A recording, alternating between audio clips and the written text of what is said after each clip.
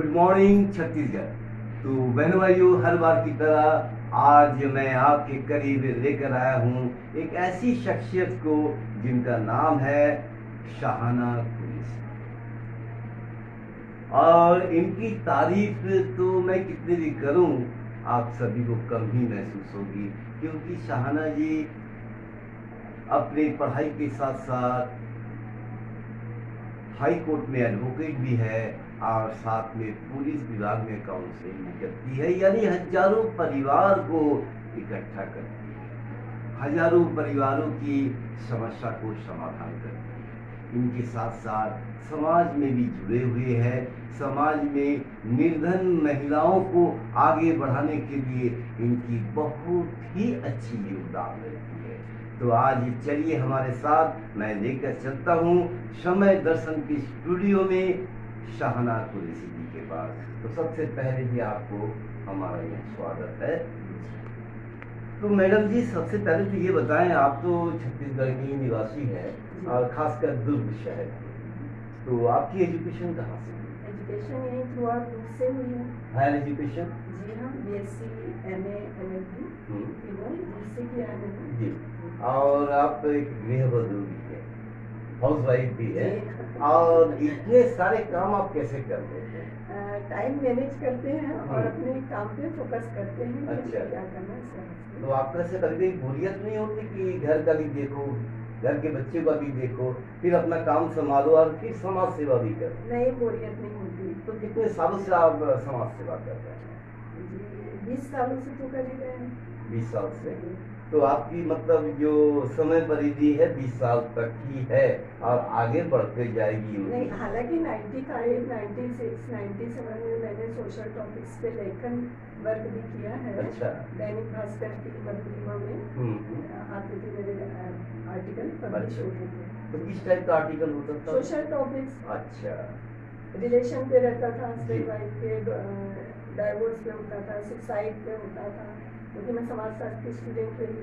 अच्छा। उसके बाद लॉ की रही। अच्छा। तो आपने ये निर्धारित कैसे कर लिया कि मुझे लॉ का सेक्टर में ही जाना है? एक्चुअली हमारी फैमिली में हमारी बड़ी बहनों ने भी लॉ किया था और फिर ऐसा हमारा इंटरेस्ट भी था लॉ में।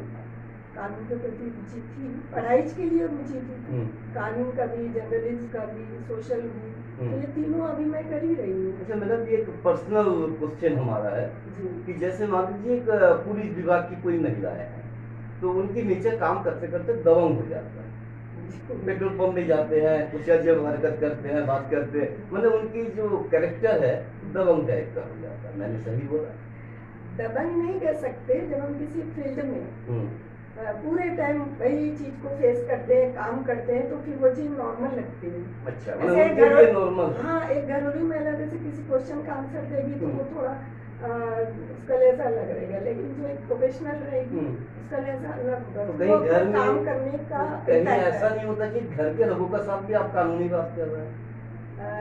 मेरी फैमिली में तो सभी कानून से रिलेटेड है। अच्छा, तब उनको मेरा बेटा खुद LLB किया हुआ है, हस्बैंड वरिष्ठ अधिवक्ता है, ससुर रिटायर्ड डिस्ट्रिक्ट जज है, तो हमारी पूरी फैमिली लॉ है। क्या बात है। तो बहनों भाइयों, जब कुरैशी मैडम हमारे पास है, आपसे मुखातिब कर रहे हैं, तो थोड़ा सा हम लोग लीगल बात भी कर लेते हैं। मैडम जी, ये बताइए कि आप आज 10 साल या 20 साल से करीब लीगल वर्क कर रहे हैं, तो आज के समय में जो विवाद होती है, उस विवाद की मेन मुख्य मुद्दा क्या होता है? एक फैमिली का जो प्रॉब्लम है वो तो दूसरी फैमिली से हमेशा भिन्न होता है, लेकिन अगर कॉमन एक प्रॉब्लम देखा जाए तो कॉमन ये है कि नशा मेन कारण है, फिर फाइनेंशियल जो है उनकी प्रॉब्लम वो है, या तो बेरोजगार है, या अगर रोजगार से रिलेटेड है तो वो अपने बजट का सही तरीके से संतुलन नहीं बना पा रहे, लोन ले रहे हैं, कर्ज हैं, ये डोमेस्टिक वायलेंस है, मारपीट, हिंसा। और एक अभी जो बड़ा कारण देखा जा रहा है वो है कि मानसिक रोगी ज़्यादा बढ़ रहे हैं, यानी साइकेट्रिक की अब जरूरत आने लगी है लोगों को। तो ये मानसिक मतलब ऐसा तो कुछ इक्विपमेंट से हो रहा है या शराब के नशे में हो रहा है या आर्थिक तंगी के कारण है? देखो, नशा तो एक बड़ा इफेक्ट कारण है ही, लेकिन उसके अलावा जो हमारी रूटीन है, हमारा खान पान, हमारी दिनचर्या है, हमारा एटमॉस्फेयर है, तनाव लेना है, मोबाइल का दुरुपयोग है, बिना वजह लंबा टाइम जो मोबाइल इंटरनेट इसमें बिजी रहते हैं, उसका भी कारण है। तो सबसे और मेन कारण मेरे ख्याल से रिलेशन सही नहीं रहते, रिलेशन में तनाव होता है, तो वो भी कारण है। अच्छा, लेकिन वर्तमान में किस चीज पर हम ज्यादा फेस कर रहे हैं?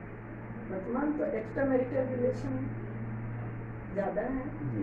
यानी हर चौथे का यही है, और पहले तो पुरुषों में होता था, महिलाओं का भी यही चल रहा है हाल, एक्स्ट्रा मैरिटल रिलेशन।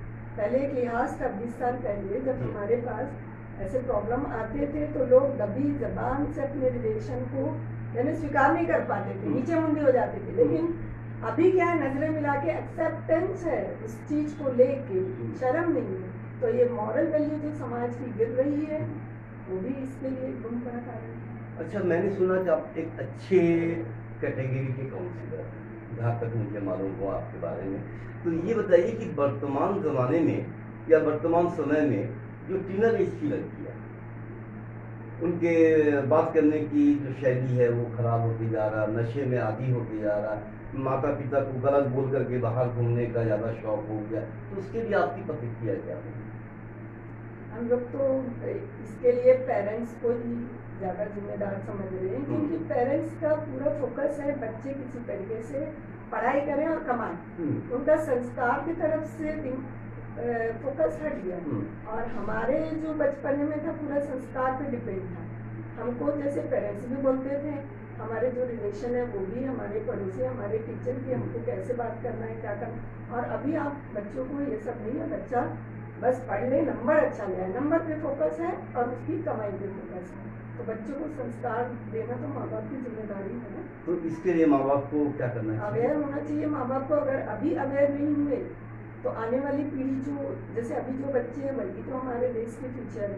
10-20 साल बाद ये यंग जनरेशन होगी, तो इनके लिए एजुकेशन सिस्टम में भी लाना चाहिए कि इनको मॉरल वैल्यू से जोड़ा जाए, इनको घर के घरेलू कार्य, रिश्तेदारी का इम्पोर्टेंस समझ में आना चाहिए। अभी तो रिश्तेदारी कहीं नहीं है, रिश्तेदारी का वैल्यू माँ बाप नहीं कर रहे हैं, तो बच्चे क्यों करेंगे? सही बात है। अच्छा मैडम, आपने महिला सशक्तिकरण के लिए काफी सारे काम किए, तो अभी तक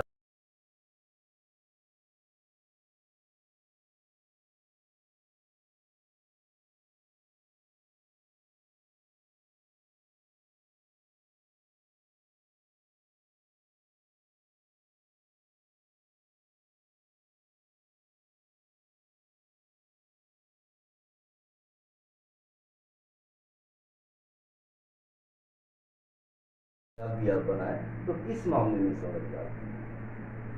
महिलाओं को मैं शिक्षा, स्वास्थ्य और रोजगार, अच्छा। इसके लिए अवेयर करती हूँ। मेरा मानना है कि शोषण वहाँ से शुरू होता है जब हम अपना अधिकार छोड़ते हैं। तो महिलाओं के जो अधिकार है, कानूनी अधिकार, उसके लिए मैं उनको अवेयर करती हूँ। एक तो उनको लीगल नॉलेज देती हूँ, दूसरा उनको डोमेस्टिक वायलेंस से बचाने के लिए, आत्मसम्मान की जिंदगी जीने के लिए उनको रोजगार के प्रति डाइवर्ट करती हूँ कि तुमको कुछ ना कुछ करना है, अर्निंग। और जब वो काम करते हैं ना तो माइंड फ्री रहता है, कुछ अर्निंग होती है तो अपने घर के छोटे मोटे खर्चे खुद चला लेती हैं और किसी पे डिपेंड नहीं रहती। जब डिपेंड नहीं रहती तो डिमोरलाइज भी नहीं रहती, थोड़ा सशक्त बनती है महिला।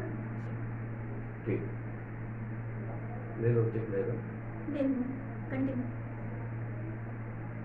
तो मैडम जी, अगला सवाल हमारा है कि अभी तक आप अपने जीवन में सबसे क्रिटिकल काउंसलिंग किस सब्जेक्ट पर की? क्रिटिकल काउंसलिंग ये कह सकते हैं कि जैसे प्रॉब्लम कुछ नहीं है, लेकिन महिलाएं जब ऐसे क्वेश्चन करती हैं कि मैं घर में तो रहना चाहती हूँ, लेकिन हस्बैंड मेरे से अच्छे से बात क्यों नहीं करते, मैडम मेरा कसूर क्या है? मैं उनके खिलाफ केस भी नहीं करना चाहती, मैं घर गृहस्थी भी संभाल रही हूँ, लेकिन मेरे प्रति जो शब्द हैं, मेरे लिए जो बात करने का तरीका